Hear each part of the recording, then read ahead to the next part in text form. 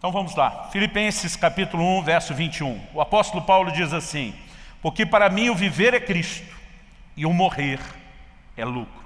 Você pode repetir essa frase comigo? Diga: para mim o viver é Cristo e o morrer é lucro. Agora mais uma vez só com vontade, com ânimo, né? Imaginando assim que vocês não só almoçaram hoje, mas estão empolgados para aquilo que Deus vai fazer. Eu sei que alguns não gostam de falar esse negócio de morrer é lucro, né? Mas estamos falando de uma verdade, não de uma expectativa para nada que vai acontecer depressa, ok?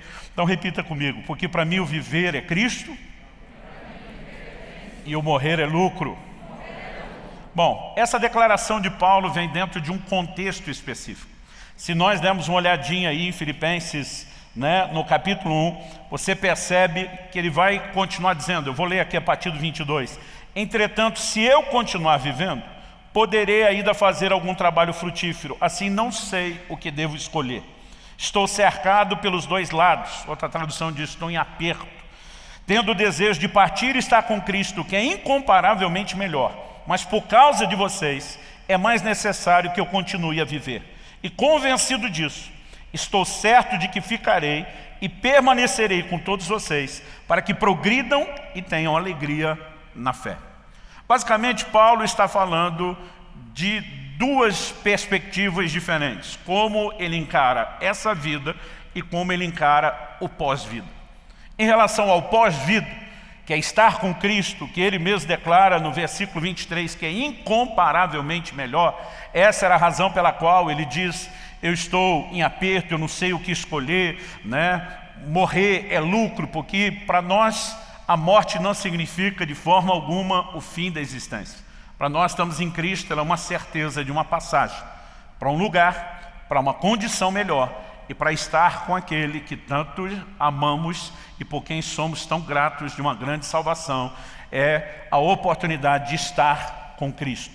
No entanto, o apóstolo Paulo, ainda que classifique essa partida e a consequência dela de estar com Cristo como incomparavelmente melhor, como lucro, basicamente a escolha dele é como se ele dissesse: mas o céu pode esperar. Eu tenho mais coisas para fazer na terra, eu posso enriquecer a vida de muitas outras pessoas enquanto o céu me aguarda. Então ele define qual é o padrão de vida nele enquanto os céus o aguardam. O padrão de vida dele é definido pela frase: para mim, o viver é Cristo. E eu quero tomar justamente essa frase do apóstolo Paulo, como mencionei há pouco, como tema da nossa mensagem: o viver é Cristo. E talvez a melhor forma seja a gente começar questionando o que é que significa o viver é Cristo. Eu, particularmente, quando estou meditando em qualquer texto da Bíblia, eu gosto de fazer algumas perguntas. Gosto de ficar fazendo essas indagações. Eu acredito que o próprio Paulo pode dar a resposta. Aliás, vou usar muitos textos de Paulo hoje, para de alguma forma tentar mostrar qual era a visão, a macrovisão do apóstolo que faz essa declaração: para mim, o viver é Cristo. Bom, em Colossenses, no capítulo 3, no versículo 11, ele responde que Cristo é tudo em todos. Deixando de lado essa frase em todos para avaliar depois, vamos começar pelo Cristo é tudo. Aqui ele está falando não apenas da importância que o Senhor Jesus tem, mas ele fala além da importância, do espaço, do domínio que ele deve ter, né? Do lugar que ele deve ocupar nas nossas vidas. Quando ele diz Cristo é tudo em todos, ele também indica que aquilo que ele está declarando, para mim o viver é Cristo. E nós vamos ver nas declarações, no ensino de Paulo, que para ele de fato Cristo era tudo. É por isso que ele, né, falava dessa forma. Nós vamos perceber que isso não era uma declaração exclusiva de Paulo, que só ele poderia fazer. Na verdade, é uma declaração que ele faz baseada em princípios, e acredito que com a expectativa de que cada um de nós também pudesse declarar: para mim, o viver é Cristo. Então, para entender o que está por trás dessa declaração, acredito que a gente tem que estudar esse pano de fundo, né? Vou apresentar aqui não de forma exaustiva, mas resumida, um pouco da teologia paulina sobre o lugar de importância que Cristo não apenas tinha na vida do apóstolo, mas deve ocupar na vida de cada um de nós. Depois de abordar em primeiro lugar esse lugar de importância que pertence a Cristo, eu quero falar do resultado desse entendimento, que deve nos levar, né, a um lugar de renúncia de autonegação e de plena sujeição à pessoa de Cristo. Para então, em terceiro e último lugar, abordar um pouco de como isso afeta aquilo que nós fazemos, né? As nossas ações. Então, eu gostaria que você pudesse me acompanhar. Em primeiro lugar, né, me permita fazer aqui esse resumo da teologia sobre o lugar que Cristo ocupa. É lógico que isso não vai ser uma aula de cristologia, é o termo que damos à doutrina de Cristo, mas é um assunto no qual, obviamente, nós precisamos nos aprofundar. Muitas vezes na leitura bíblica nós vamos lendo declarações aqui e acolá, e muitas vezes acabamos não sistematizando, não juntando essas declarações. Então eu quero apresentar apenas algumas delas, que nos ajudam não apenas a rever, mas até a avaliar num nível mais profundo que talvez avaliamos até hoje, o lugar de importância de Cristo. Eu quero começar, em primeiro lugar, destacando aqui a centralidade de Cristo nas Escrituras. Em João, no capítulo 5, no versículo 39, o próprio Senhor declara aos judeus: vocês examinam as Escrituras, porque julgam ter nelas a vida eterna. E ele conclui: e são elas mesmas que testificam de mim. Se há algo que nós podemos chamar de convergência bíblica do ponto comum, é justamente a pessoa e a obra de Cristo. Não importa se você está estudando o Antigo Testamento antes da vinda de Cristo, né? Não importa se você está lidando com porções da Bíblia que não são promessas claras e explícitas da vinda do Messias, do Salvador, do Redentor, você vai encontrar em toda a Bíblia tipos, figuras, sombras que projetam não apenas a pessoa, mas a obra de Cristo. O próprio Senhor nos comunica isso em João 3,14, quando ele diz assim: como Moisés levantou a serpente no deserto, importa que o Filho do Homem seja levantado. Quando você vai estudar essa porção de Números 21, que tem a menção, você vai encontrar na tipologia, né, na alegoria bíblica, projeções proféticas de toda a obra da redenção. O Evangelho estava sendo pregado naquele episódio. Eu amo tipologia bíblica, né? Quando você estuda, por exemplo, o tabernáculo, você pode ver tanto verdade sobre a vida espiritual, sobre a igreja, mas a pessoa de Jesus sendo revelada no tabernáculo. Essa tipologia toda, na verdade, tem esse ponto comum, né? Um lugar de convergência. Sempre a centralidade do ensino bíblico é a pessoa de Cristo. Além desse lugar de convergência nas Escrituras, nós podemos reconhecer também no plano e no propósito de Deus esse lugar na pessoa de Jesus. Em Efésios, no capítulo 1, se você puder me acompanhar, versículos 9 e 10, estou lendo aqui na Nova Almeida atualizada, pode aparecer um pouquinho diferente, uma palavra ou outra na sua versão, mas a essência será a mesma. A palavra de Deus diz assim, Efésios capítulo 1, versículos 9 e 10. Ele nos revelou o mistério da sua vontade, segundo o seu propósito, que ele apresentou em Cristo, de fazer convergir nele, na dispensação da plenitude dos tempos, todas as coisas, tanto as do céu como as da terra. Paulo está dizendo que o mistério da vontade de Deus foi revelado. A palavra mistério aqui pode ser trocado pelo seu sinônimo segredo, que a gente conhece mais. Significa que aquilo que Deus manteve de forma velada no Antigo Testamento, apenas de forma simbólica, não era claro, seria revelado a partir da vinda de Cristo e por meio do Novo Testamento. E quando ele revelou o mistério, o segredo da sua vontade, o seu propósito, ele deixou claro que era qual? Fazer convergir nele, em Cristo, todas as coisas, tanto no céu como na terra. Então aqui nós não temos apenas a centralidade da pessoa de Cristo na revelação bíblica, mas em todas as coisas, nos céus e na terra. Vamos passar agora para Colossenses capítulo 1, que além de apontar o papel e a participação de Cristo, né, na criação de todas as coisas, destaca a sua primazia em tudo. Então vamos lá, Colossenses 1, eu vou ler de 15 a 20. Diz assim, falando de Cristo: ele é a imagem do Deus invisível, o primogênito de toda a criação, pois nele foram criadas todas as coisas, nos céus e sobre a terra, as visíveis e as invisíveis, sejam tronos, sejam soberanias, quer principados, quer potestades, tudo foi criado por meio dele e para ele. Ele é antes de todas as coisas, nele tudo subsiste. Ele é a cabeça do corpo, que é a igreja. Ele é o princípio, o primogênito dentre os mortos, para ter a primazia em todas as coisas. Você pode repetir essa frase? Diga: para ter a primazia em todas as coisas. O texto continua e diz: porque Deus achou por bem que nele residisse toda a plenitude, e que, havendo feito a paz pelo sangue da sua cruz, por meio dele, reconciliasse consigo mesmo todas as coisas, quer sobre a terra, quer nos céus. Essa declaração, de que Cristo não apenas é a imagem do Deus invisível, de que Ele é o primogênito de toda a criação, de que Ele é antes de tudo, tudo foi criado por Ele, tudo subsiste, mas que tudo foi por meio dEle e para Ele. Com todas essas declarações, Paulo chega a uma conclusão: para que Ele tenha a primazia em tudo. Uma outra coisa a ser avaliada é como a palavra de Deus fala, não apenas dele manifestando a imagem de Deus, mas o resplendor da glória de Deus. Hebreus, capítulo 1, dos versículos 1 a 4, nos diz o seguinte: antigamente Deus falou muitas vezes e de muitas maneiras aos pais pelos profetas. É uma referência ao tempo do Antigo Testamento. Mas, nesses últimos dias, e agora está falando do início da nova aliança, registrado no Novo Testamento, nesses últimos dias, nos falou pelo Filho, a quem constituiu o herdeiro de todas as coisas e pelo qual também fez o universo.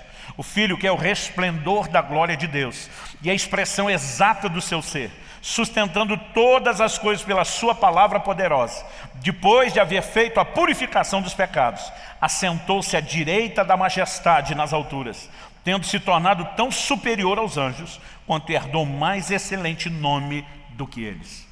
Em vários desses textos nós vemos a menção da criação, mas além de tudo isso, a palavra de Deus destaca que esse Criador de todas as coisas abre mão da sua posição como Deus, se torna semelhante a nós para viver e cumprir o propósito da redenção. E o texto que retrata isso lá em Filipenses, no capítulo 2, também apresenta a consequência, aquilo que se seguiu a essa decisão e a esse posicionamento de Jesus de encarnar, de se tornar homem, de cumprir o plano de salvação que Deus tinha. O texto fala também da grandeza, da exaltação promovida pelo próprio Deus Pai. Filipenses capítulo 2, eu vou ler aqui dos versículos 5 até 11. A Bíblia diz: tenham entre vocês o mesmo modo de pensar de Cristo Jesus, que mesmo existindo na forma de Deus, não considerou ser igual a Deus algo que deveria ser retido a qualquer custo. Pelo contrário, ele se esvaziou, assumindo a forma de servo, tornando-se semelhante aos seres humanos. E reconhecido em figura humana, ele se humilhou, tornando-se obediente até a morte, e morte de cruz. Por isso também Deus o exaltou sobremaneira e lhe deu um nome que está acima de todo nome, para que ao nome de Jesus se dobre todo o joelho nos céus, na terra e debaixo da terra, e toda língua confesse que Jesus Cristo é Senhor, para a glória de Deus Pai. Quando nós começamos a olhar essa muito bem feita retratação das declarações de Paulo, que podemos chamar não apenas da teologia paulina, revelação bíblica para nós, para o nosso tempo, nós não podemos de forma alguma ignorar o lugar de importância que Cristo tem no plano e no propósito de Deus. Esse Deus que se fez nome, que se tornou semelhante a nós, que deu a sua própria vida para nos salvar. Nele convergem todas as coisas, Ele tem a primazia em tudo. Ele é o reflexo da imagem, da expressão exata do ser de Deus, do resplendor da sua glória. Foi exaltado.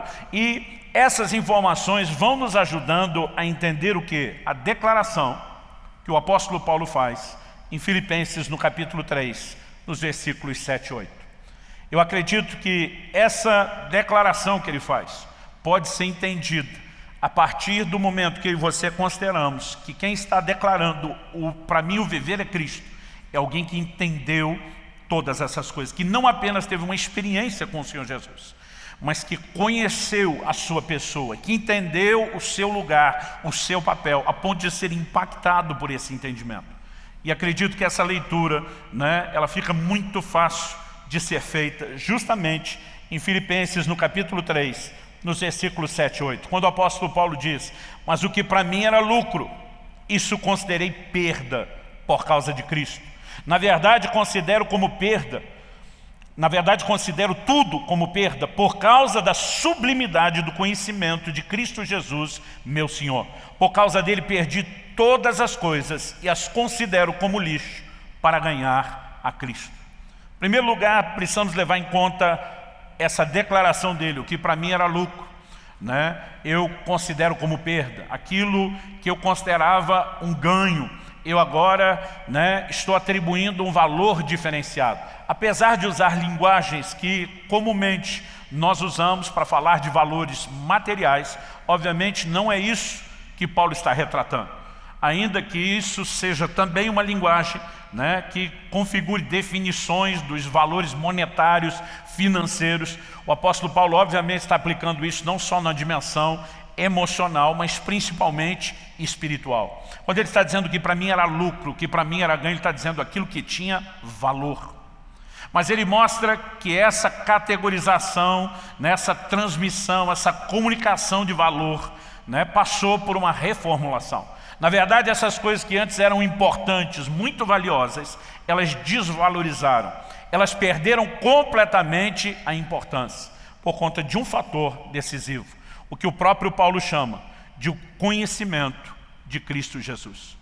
Ele diz por causa da excelência do conhecimento de Cristo Jesus. Outras versões dizem por causa da suprema grandeza do conhecimento de Cristo Jesus.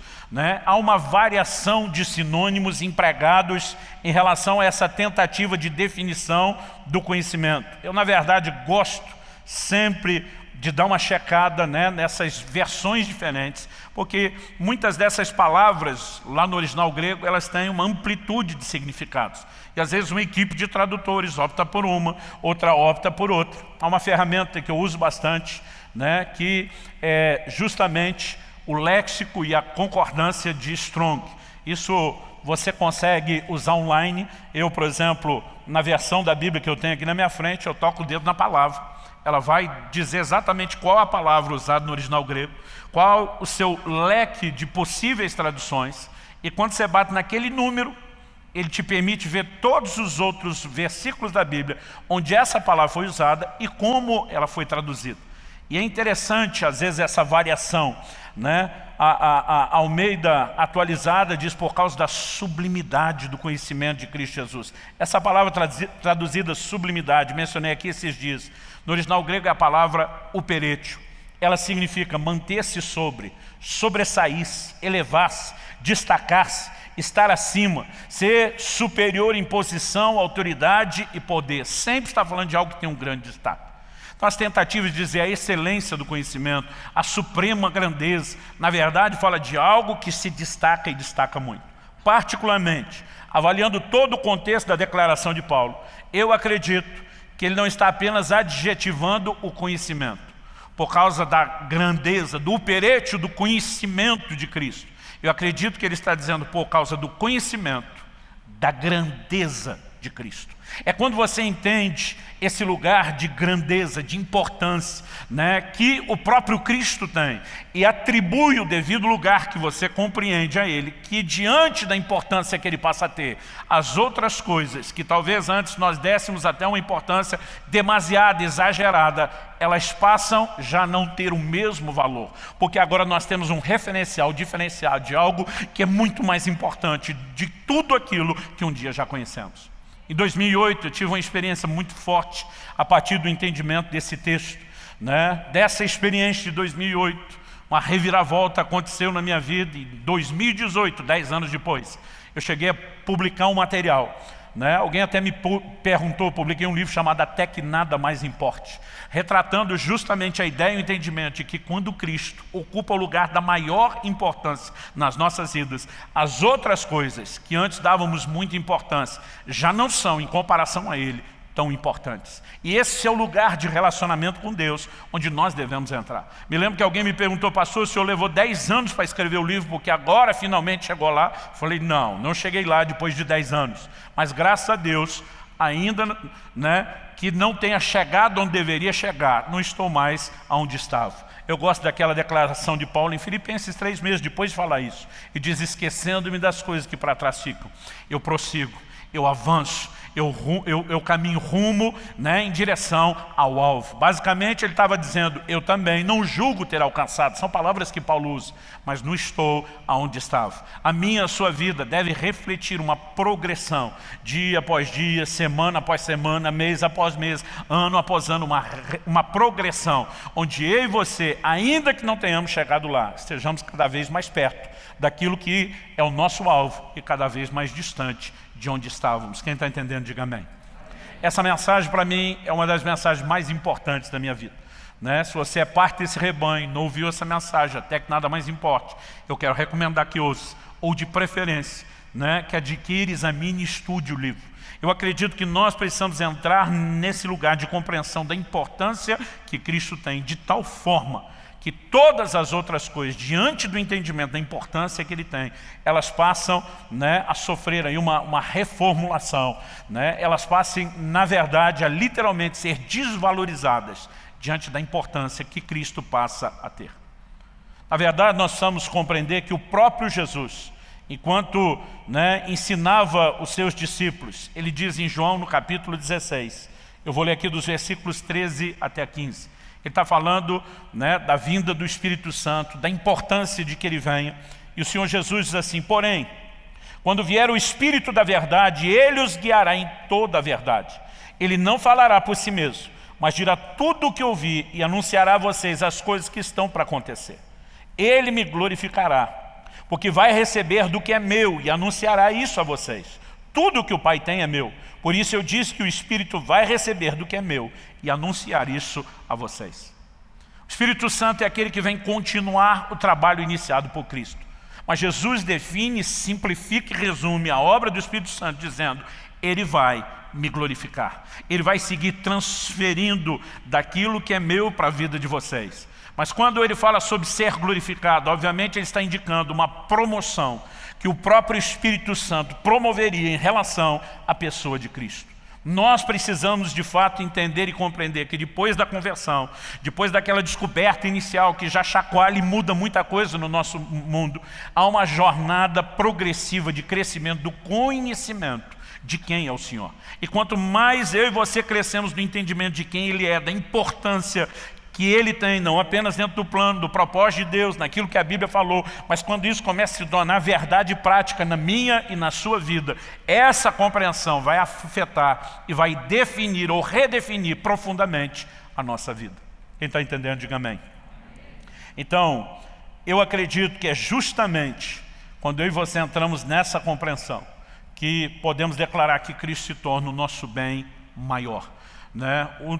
A pessoa de maior valor, onde nada, absolutamente nada, concorre com quem Ele é, com o lugar que Ele tem e com a importância daquilo que Ele nos instruiu ou determinou que nós fizéssemos. Eu particularmente gosto de uma frase que é atribuída ao grande escritor C.S. Lewis. Ele, uma frase clássica, ele costuma dizer o seguinte, o cristianismo, costumava, né, dizer o seguinte, o cristianismo, se é falso, não tem nenhuma importância. Se é verdadeiro, tem infinita importância. E ele conclui dizendo, o que ele não pode ser é de moderada importância. Quando falo aqui do cristianismo, não quero atribuir valor a um movimento, ao que alguns chamam de uma religião. Eu quero falar do entendimento dos discípulos de Cristo e seus seguidores. Se nada disso é verdade, se isso tudo é conto de fada, não merece importância nenhuma. Mas se é verdade, e é o que nós cremos que é, você pode dizer amém, então merece infinita importância. No entanto, e toda generalização acaba sendo injusta, me perdoe por isso, mas quando olhamos de uma forma generalizada para os cristãos do nosso tempo e da nossa era, acredito que essa frase se torna algo que merece ainda mais a nossa atenção, porque no dia a dia, na prática, a maioria dos cristãos parece viver como se Cristo e o cristianismo, que é o privilégio, a honra de poder segui-lo e ser seu discípulo, fosse só algo mais ou menos importante. Não tratamos isso como algo que não tem nenhuma importância, mas estamos longe de dar a devida importância que deveríamos dar. Muitas vezes nós tratamos a pessoa de Cristo quase como se fosse um acessório, quase como se fosse só um plus, um algo mais. E se reflete na frase que sai da boca de muito crente. E eu quero te pedir, pelo amor de Deus, não fale isso na minha frente. porque você pode levar uma bronca daquelas. De vez em quando eu vejo um crente falando desse tipo de bobagem. Fulano é uma bênção, só falta Jesus. E digo, só falta Jesus? Como se Jesus fosse um acessóriozinho, só aquela cerejinha em cima do chantilly. Eu digo para as pessoas, se falta Jesus, falta tudo. Como que alguém pode dizer, só falta Jesus? Mas na verdade essas coisas refletem um entendimento errado que nós temos. Se ele estiver no barco bem, se não tiver, dá para até ter uma vida bem legal, quase igual, ou tão boa quanto a de outro que professa tê-lo, e nós não percebemos o que está por trás de frases e declarações como essa. Acredito que nós estamos vivendo um tempo onde Deus quer nos levar a um lugar de amadurecimento, no entendimento de quem é, de fato, a pessoa de Cristo. O apóstolo Paulo diz, nele estão escondidos todos os tesouros da sabedoria e da ciência, ou do conhecimento.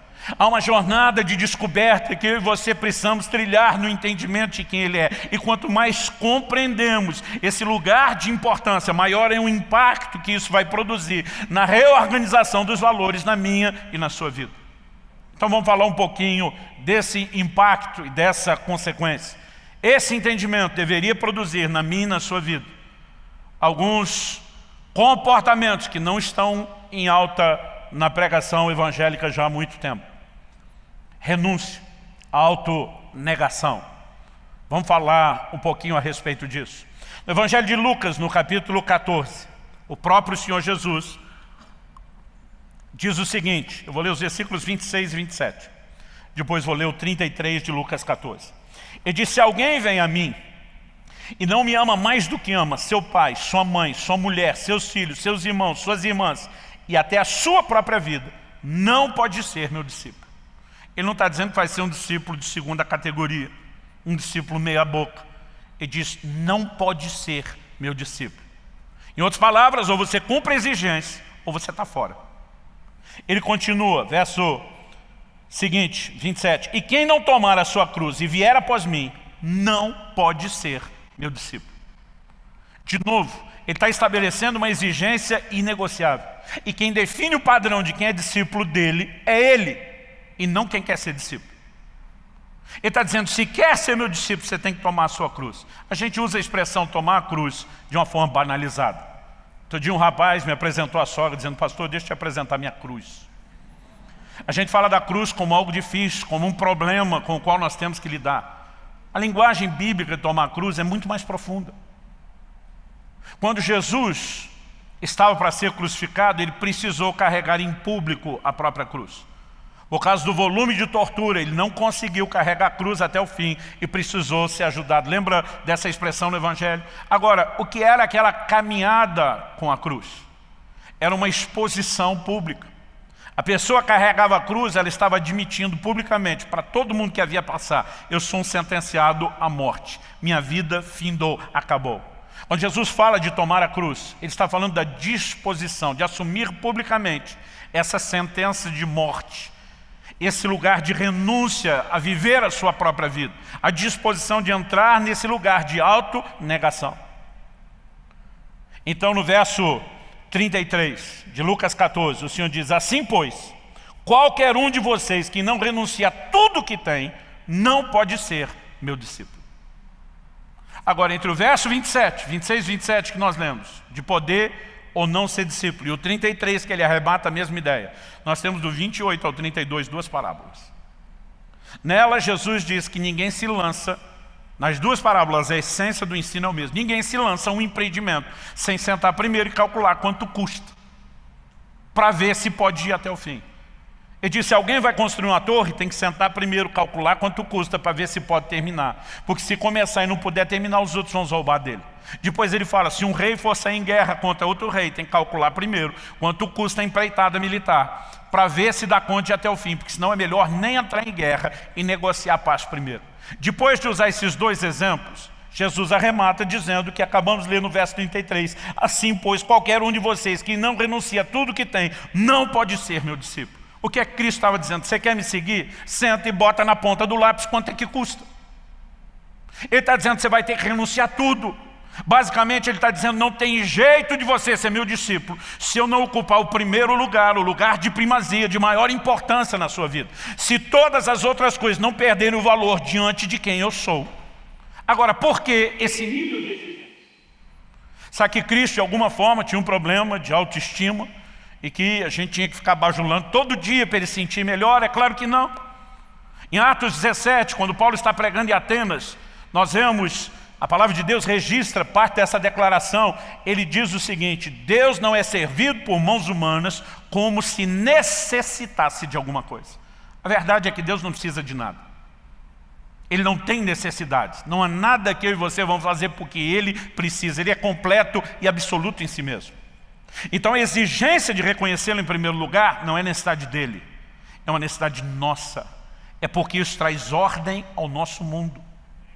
Qual o problema do homem? Onde todo o problema da humanidade começou? No Éden, depois da criação.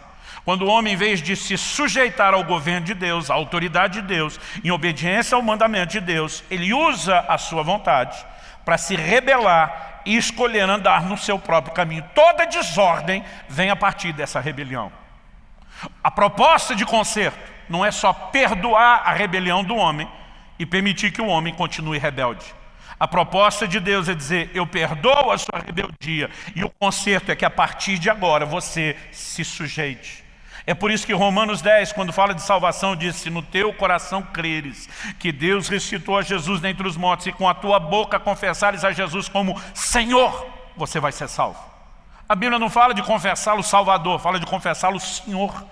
Mas pastor, ele não é Salvador? É. A Bíblia diz que você confessá-lo Senhor, crendo que Ele ressuscitou dentre os mortos, você vai ser salvo. Ele é Salvador, mas o objeto da confissão não é Salvador, é Senhor.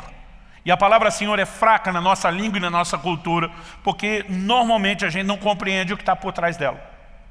Essa palavra Senhor, na nossa língua e cultura, nós usamos normalmente num contexto do filho. Hoje já nem tanto, eles já não fazem tanto isso, do filho, por exemplo, se dirigindo ao pai dizendo: sim, senhor. Ou na cadeia de comando militar, quando alguém de uma patente inferior se dirige, batendo continência a outro, de patente superior, que deu uma voz de comando, e diz: sim, senhor. É o máximo da sujeição que nós vamos ler por trás disso. Mas no original grego, a língua em que o Novo Testamento foi escrito, essa palavra ela tinha um uso exclusivo e específico. Era só um escravo que, se dirigindo ao seu amo, o chamava de Senhor. Essa é a palavra que está sendo apresentada em Romanos no capítulo 10. Então a Bíblia diz que o que nos leva a esse lugar de salvação não é apenas crer no que Cristo fez, mas é entender que aplicamos fé no que Ele fez para restaurar aquilo que se perdeu na história da humanidade. É justamente a sujeição e a submissão do homem. Então, quando entendemos isso, o resultado tem que se manifestar na minha e na sua vida. Quem está entendendo, diga amém. Em Gálatas, no capítulo 2, nos versículos 19 e 20, nós temos mais uma declaração. Vou voltar aqui para a teologia de Paulo, a revelação do Novo Testamento. O apóstolo Paulo escreveu praticamente metade do Novo Testamento, de como o modo de vida dos discípulos de Cristo tem que ser redefinido a partir do entendimento de quem Ele é e do que Ele fez. Em Gálatas 2, 19 e 20, ele diz: porque eu, mediante a própria lei, morri para a lei, a fim de viver para Deus. Essa frase viver para Deus aqui é importantíssima. Morre para uma coisa, para ter um estilo diferente de vida para outra coisa. Então ele diz: morri para a lei a fim de viver para Deus. Ele afirma: estou crucificado com Cristo. Logo, já não sou eu quem vive, mas Cristo vive em mim. E esse viver que tenho agora na carne, vivo na fé no Filho de Deus que me amou e se entregou por mim. O apóstolo Paulo expressa um entendimento claro de que a obra de Cristo na cruz, tudo o que Ele fez, obviamente isso engloba tudo o que Cristo precisa levar a um posicionamento claro. E a definição dele é: eu vou viver para Deus. Quando ele diz para mim o viver é Cristo, obviamente ele está colocando aqui um indicativo de propósito. Quando ele diz: já não sou mais eu quem vive, mas Cristo vive em mim, basicamente o que ele está nos revelando é que para poder dizer para mim o viver é Cristo, nós temos que nos anular, deixar de viver para nós mesmos, segundo o nosso próprio desejo e vontade, e permitir que a partir da anulação de nós mesmos, Cristo se manifeste, Cristo se revele.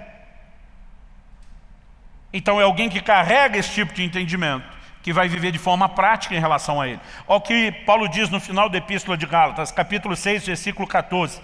Aqui ele vai mostrar que o entendimento do que foi a obra da cruz precisa produzir um impacto na maneira como eu e você decidimos viver. Ele diz, mas longe de mim gloriar-me, senão na cruz de nosso Senhor Jesus Cristo, pela qual o mundo está crucificado para mim e eu estou crucificado para o mundo. Ele está dizendo, aquela cruz não era apenas para Jesus. Já que Ele nos representa e fez isso em nosso lugar, havia uma mensagem. Nós escapamos de ter que pagar pelo nosso próprio pecado, mas o impacto da cruz precisa produzir em mim e em você uma mudança de valores, uma mudança de atitude. Ele diz, essa mesma cruz na qual Cristo morreu, sentenciou o mundo está morto para mim, não tem mais valor e importância. Eu morri para o mundo, não terei relacionamento, não vou estar envolvido com ele. Algo muda a partir desse entendimento.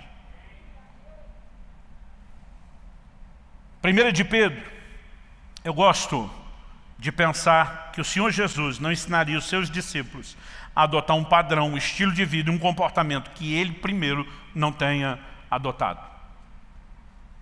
Considerando que ele viveu nessa terra como homem, ele se tornou o exemplo e referência pelo seu próprio comportamento. Quando Jesus lava os pés dos seus discípulos, tarefa que era delegada ao criado, da menor posição numa casa, ele estava dizendo para eles, ele diz isso em João, lá no capítulo 13, eu vos dei exemplo, a fim de que assim como eu fiz, vocês também façam. Ele nunca exigiria de nós algo que ele primeiro não fez. Quando Paulo diz lá em Filipenses 2,5, nós lemos, tende em vós o mesmo sentimento, o mesmo modo de pensar que houve em Cristo Jesus, nós estamos sendo chamados a reproduzir aquilo que ele em primeiro lugar praticou. E quando falamos de Jesus vivendo como homem, é interessante perceber o retrato que o apóstolo Pedro apresenta na sua primeira epístola, capítulo 2, versículo 23. Nos mostra o que é viver em função de Cristo. É um espelho de como Cristo viveu em função de Deus o Pai. O texto diz o seguinte, pois ele, está falando de Jesus, quando insultado, não revidava com insultos. Quando maltratado, não fazia ameaças, mas se entregava àquele que julga retamente. Jesus não era reativo ao comportamento das pessoas. Não é porque alguém te maltratou que você tem que maltratar de volta. Não é porque alguém te insultou que você tem que insultar de volta. Basicamente, Jesus está dizendo, não importa o que ele vai pensar de mim, essa pessoa que está me insultando, não importa o que esse que está me maltratando vai achar de mim. Eu não vivo em função de mim mesmo e nem em função dos outros. O que importa é o Pai a quem eu sirvo. É Ele que eu preciso honrar com as minhas atitudes. E se há uma injustiça aqui, quem resolve não sou eu. Eu me entrego àquele que julga retamente. Ele vai resolver. Eu não preciso fazer nada em relação a isso. E quando percebemos que essa foi a maneira como Jesus viveu em relação ao Pai, temos um modelo da exata forma de viver que Cristo espera de mim e de você. Que nós também possamos viver em função não de nós mesmos, nem do que os outros acham ou pensam ou esperam de nós, mas principalmente em função daquilo que Ele espera de nós. Bom, em terceiro e último lugar, eu quero falar do que essa compreensão da importância de Cristo vai produzir, além de renúncia, autonegação, atitudes, valores que assumimos, que estão mais do lado de dentro, como eles devem ser externados, não só no estilo de vida, mas em situações muito específicas do nosso cotidiano. Colossenses, no capítulo 3, os versículos 23 e 24, o apóstolo Paulo diz assim, tudo o que fizerem, façam de todo o coração, como para o Senhor e não para as pessoas, sabendo que receberão do Senhor a recompensa da herança. É a Cristo Senhor que vocês estão servindo. Quando nós vemos aqui a respeito de servir não só a Cristo, mas o texto também fala de fazer como para o Senhor e não para as pessoas. É lógico que normalmente nós já imediatamente transferimos, adaptamos e aplicamos essa frase ao nosso próprio cotidiano. Normalmente a gente pensa em ministério, normalmente a gente pensa num serviço, numa dimensão espiritual. Mas o que eu e você precisamos entender é que o apóstolo Paulo ele estava se dirigindo a pessoas que estavam numa posição, graças a Deus, nós não vivemos na maior parte do mundo hoje a reprodução desse modelo e nos lugares que temos, não necessariamente no mesmo formato.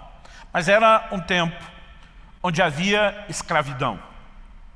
E se você olhar o versículo anterior, o 22 de Colossenses 3, Paulo diz o seguinte: servos, obedeçam em tudo aos seus senhores aqui na terra, não servindo apenas quando estão sendo vigiados, visando somente agradar pessoas, mas com sinceridade de coração, temendo o Senhor. Quando ele diz o artigo definido, o Senhor, ele está dizendo: seu verdadeiro Senhor não é o seu proprietário aqui da terra, não é o seu amo aqui da terra. Ele diz: há um verdadeiro Senhor a quem você de fato pertence. É Ele que você tem que agradar. Então Paulo está se dirigindo a esse grupo dizendo: obedeçam em tudo aos seus senhores. Não sirvam só quando vocês estão sendo vigiados. Acredito que nós, no nosso contexto, podemos transpor isso para aqueles que trabalham. Vamos falar de uma relação aqui: empregador e empregado, em vez de senhor e escravo. Ele está dizendo: não faça apenas porque alguém está de olho em você, porque agora tem supervisão, porque você pode receber uma reprimenda ou talvez uma demissão. Ele diz: quer as pessoas do seu trabalho estejam vendo ou não, você tinha que fazer tudo de coração, como para o Senhor.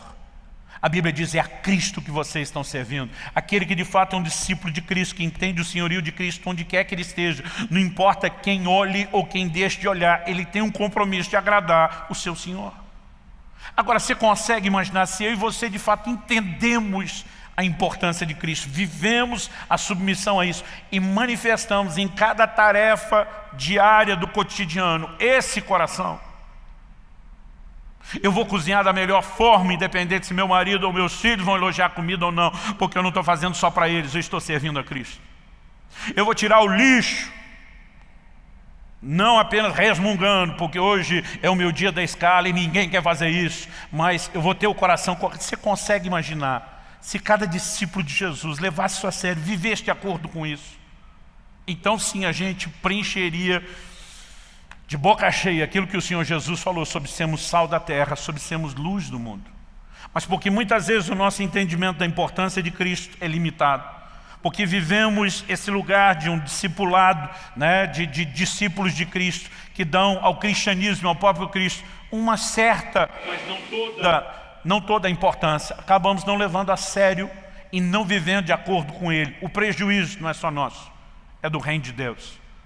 Muitos têm desacreditado do Evangelho, porque não conseguem ver naqueles que se professam ser cristãos aquilo que deveria estar sendo manifestado. E quando você pensa que Paulo está falando com alguém que tinha tudo para se sentir injustiçado na sua própria falta de liberdade, que tinha tudo para dizer: não, aqui eu não tenho que fazer nada de boa vontade, só por obrigação. Nós percebemos que ele está dizendo: tire os olhos das pessoas e lembre que tudo o que você faz deveria ser para o Senhor Jesus. A Bíblia diz: é a Cristo, o Senhor, que vocês estão servindo. E a Bíblia diz: é dele que vocês vão receber a recompensa. Quando eu começo a pensar na forma como deveríamos viver, eu acredito que isso tem que ser um termômetro e avaliar se estamos entendendo ou não o que é cada oportunidade. Não é apenas quando servimos pessoas, o que quer que nós venhamos a fazer, deveria ser feito para Cristo. É lógico que por trás de toda pessoa que temos a oportunidade de ajudar e servir, a Bíblia também nos chama a entender que deveríamos estar vendo Cristo e fazer como para Ele. Aliás, em Mateus 25, no clássico texto do julgamento das nações, o Senhor Jesus diz, eu vou ler dos versos 25 ao 35, ele diz: porque tive fome e vocês me deram de comer, tive sede e vocês me deram de beber, eu era forasteiro e vocês me hospedaram, eu estava nu e vocês me vestiram, enfermo e me visitaram, preso e foram me ver. Então os justos perguntarão: quando foi que vimos o Senhor com fome e lhe demos de comer?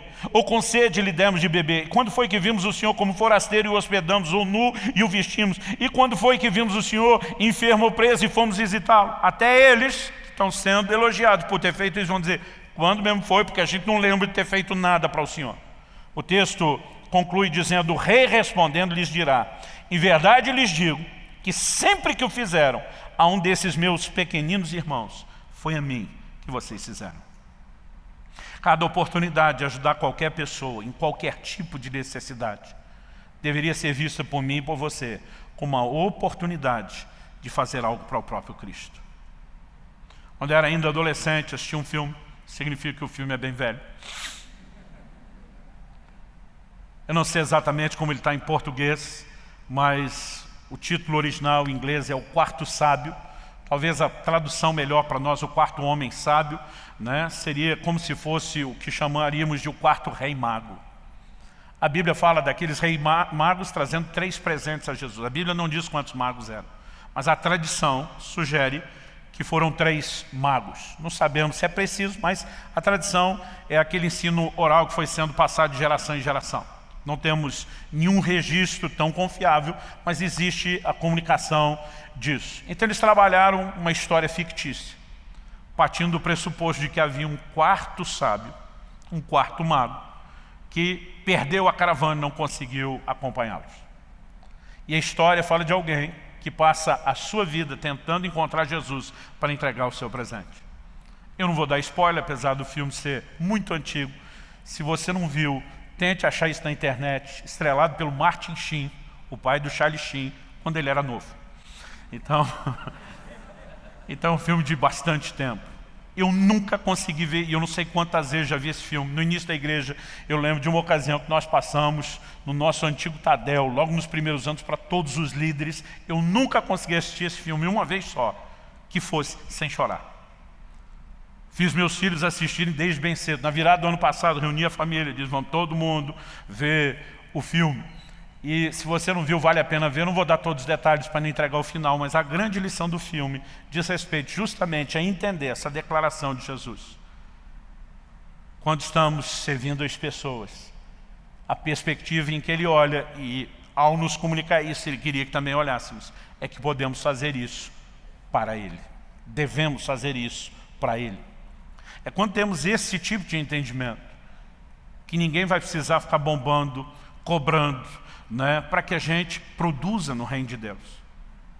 Na verdade, nós vamos produzir mesmo debaixo de adversidade, de luta, de perseguição, mesmo que tudo tente nos fazer desistir. Quem caminha debaixo dessa convicção, que Paulo, que dizia para mim o viver é Cristo, caminha, simplesmente não consegue parar, se torna um crente imparável. Em Atos, no capítulo 20, ele faz uma declaração que eu particularmente amo. Atos 20, 24. Eu quero encerrar essa questão das nossas ações com esse texto. Ele diz, porém, nada considero a vida preciosa para mim mesmo, desde que eu complete a minha carreira e o ministério que recebi do Senhor Jesus para testemunhar o Evangelho da graça de Deus. Você lembra que o apóstolo Paulo, ele faz afirmações ao longo de toda a sua carreira, colocando essa disposição de servir o Senhor acima da importância da própria vida. O mesmo Paulo que está dizendo para os filipenses, por mim eu preferia morrer e estar com Cristo, que é melhor, mas por causa de vocês eu fico para servir mais. Em outros momentos onde sua vida estava em risco, ele dizia, não estou nem aí se perdê-la de forma prematura. O que importa para mim é obedecer o meu Senhor, o comissionamento que Ele me deu e proclamar o Evangelho da graça de Deus. Basicamente, ele estava funcionando naquele lugar onde Jesus disse, quer ser meu discípulo, tem que renunciar a tudo, inclusive a própria vida.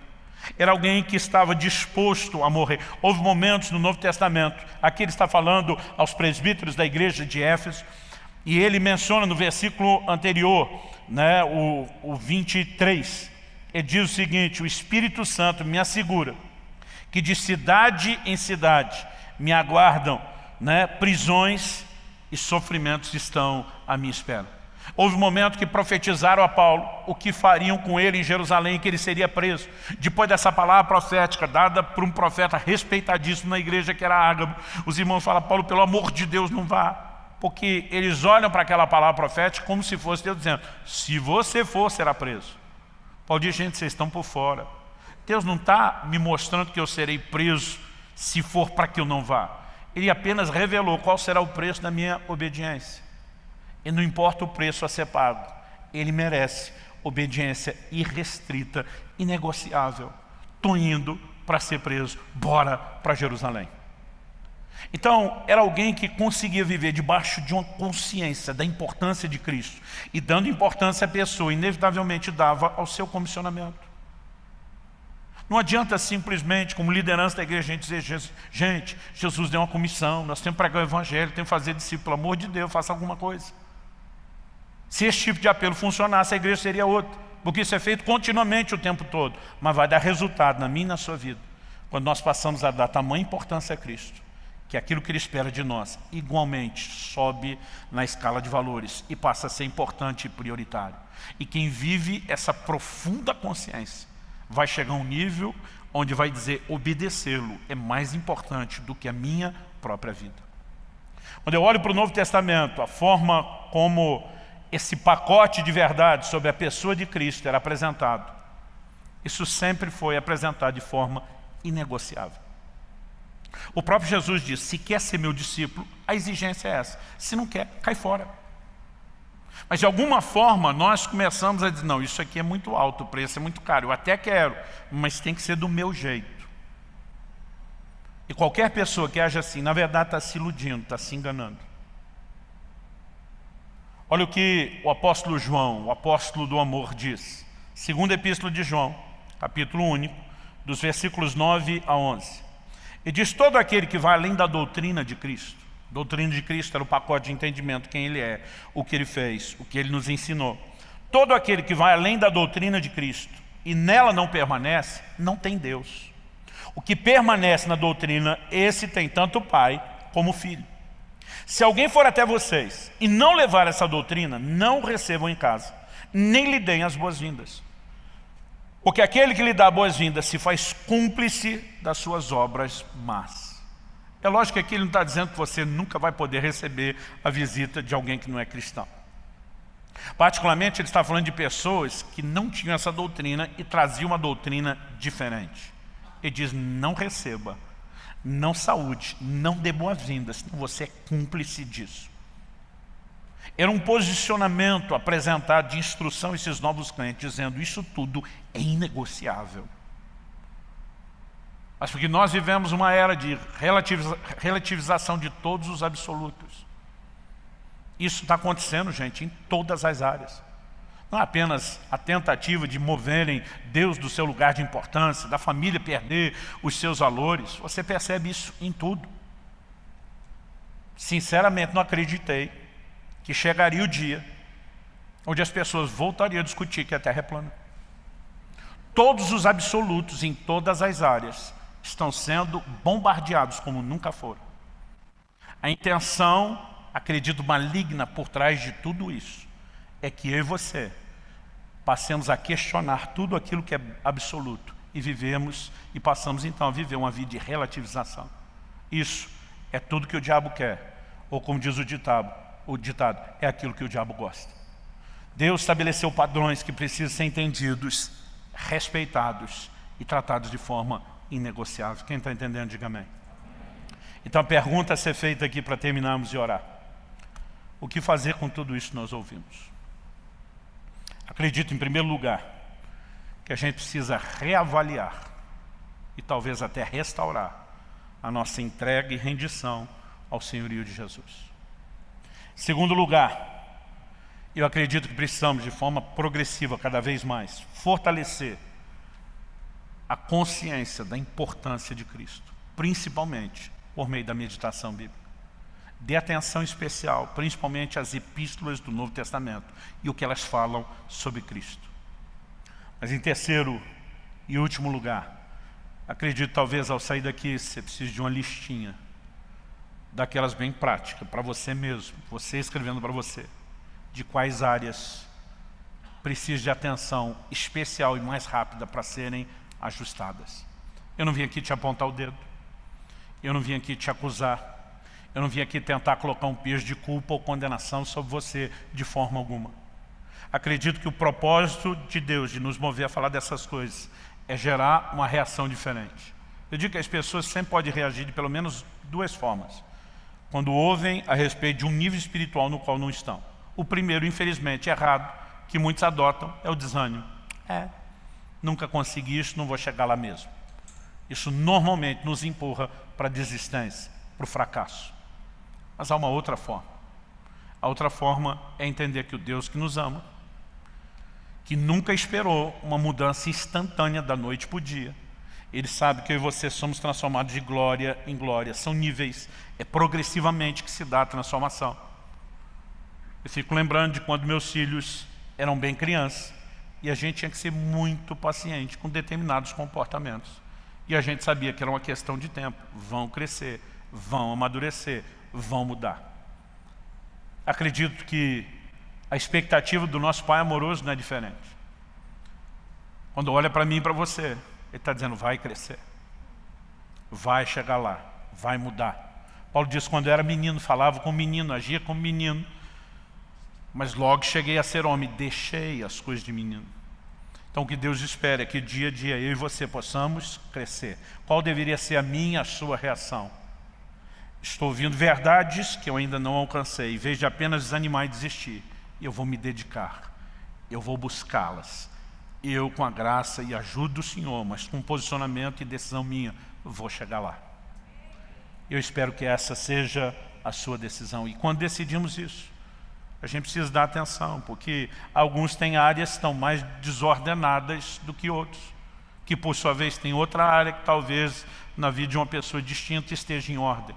É a gente conseguir olhar, avaliar e dizer como eu posso dizer como Paulo de boca cheia, para mim o viver é Cristo. Feche seus olhos por um instante. Eu gostaria que nós pudéssemos orar.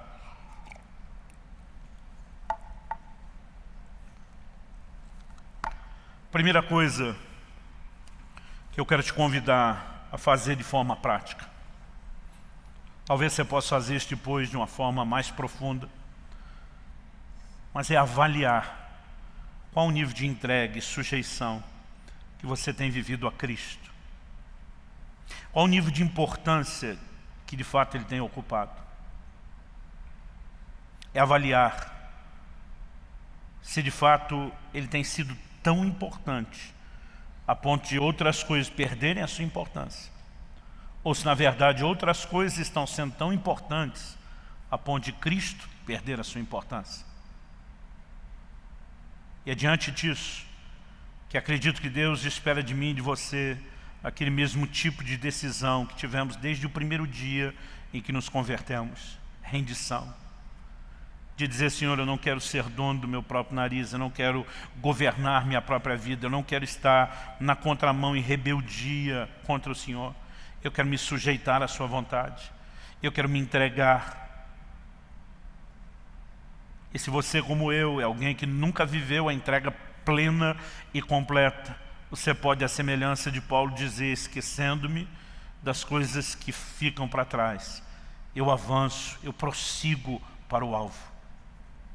Ainda que eu e você não vamos alcançar isso tudo de forma plena, instantânea, nós podemos progressivamente caminhar, estando cada vez mais longe de onde estávamos, estando cada vez mais perto daquilo que nós ainda não alcançamos de forma completa. A minha oração é que o Espírito Santo, aquele que veio para glorificar a Cristo, consiga espaço na sua vida para promover e honrar Jesus, exaltando a importância e o valor dele, de tal maneira que suas atitudes, suas ações do dia a dia transbordem isso. Hoje é uma excelente oportunidade de nos arrependermos e dizermos, Senhor, não queremos viver fora do seu senhorio. Esse início de ano é um excelente momento para, entre as resoluções que temos a tomar, dizer, eu quero me sujeitar de uma maneira ainda maior, mais intensa, profunda ao Senhor. De nesse mesmo momento em que reconhecemos falhas e arrependemos, também dizer, Senhor, me ajude, eu clamo a Tua graça, eu clamo a ação do Espírito Santo, me ajude a crescer e a corresponder cada vez mais com o Senhor. O que recebemos da parte de Deus não foi apenas a ordem de como fazer, temos recebido também recursos que nos auxiliam a poder cumprir aquilo que é esperado de nós. Pai, nós oramos que não só aqui e agora, mas mesmo depois de deixarmos este lugar, que aquilo que o Senhor falou continue produzindo efeito, continue produzindo entendimento, resposta. Pai, nós clamamos no nome de Jesus, que o Teu Espírito vivifique a Tua palavra dentro de cada um de nós. E falamos muito mais do que compreensão espiritual, muito mais do que a capacidade de entendê-la e aplicá-la de forma prática nesse momento, falamos de continuidade. nos sujeitamos, escolhemos nos sujeitar progressivamente ao Teu senhorio. E oramos pelo sopro de vida do Senhor sobre a vida de cada um que sustenta nessa hora a decisão de renovar, de restaurar essa sujeição e submissão. Queremos poder dizer como Paulo: para mim o viver é Cristo. E quando chegar o dia da morte, saberemos que ainda haverá lucro. Mas não queremos apenas viver aquele tipo de cristianismo que só acredita que o morrer é lucro e vive de forma indiferente e distante para o Senhor aqui nessa terra. Queremos viver intensamente, queremos colocar todo o nosso coração nessa sujeição ao Senhor. Te agradecemos por tão grande redenção, pelo privilégio de Te servir, pela honra de poder ser Teus discípulos, parte da Tua família nessa terra, por tudo aquilo que o Senhor fez por nós, e queremos Te honrar com a devida resposta.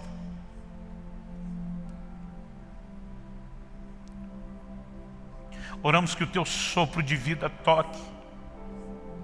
toque nossos irmãos e irmãs que nessa hora decidem avançar e crescer.